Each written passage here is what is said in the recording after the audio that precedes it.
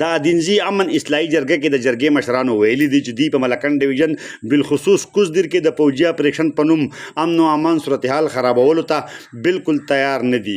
په دې سلسله کې د جرګې مرکزی دفتر ګدر ادم ډیری کې د جرګې صدر مقرب خان په مشرۍ کې د جرګې تابع شوی و چې پکې د ادینزي د 28 کلو مشرانو شرکت کړی و.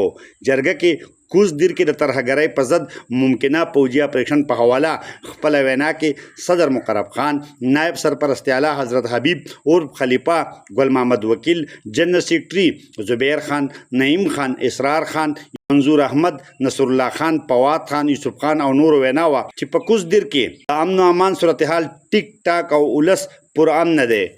کچره د ترهګرۍ په ضد اپریشن سره حالات خرابېږي نو دوی دغه اپریشن منلو ته تیار نه دي. وینا کوونکو وویل چې د ترهګرۍ په ضد د وړاندې نه شوي اپریشنونو نتیجې د ولس په وړاندې دي کم چې زیاتره د ناکامۍ سره مخ شوي دي.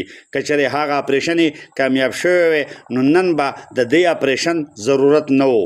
دې زیاته کړې ده چې په ملکنډ ډویژن او کوزدر کې د اپریشن مخنیوي دپاره د حکومتي پارټو تحریک انصاف، مسلم لیگ نون او پیپل پارټۍ د ذمہدارو ذمہداري ده چې خپل کردار ادا کړي.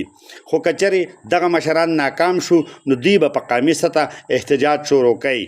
محمد اسرار، خیبر نیوز، چکدره، کوزدر.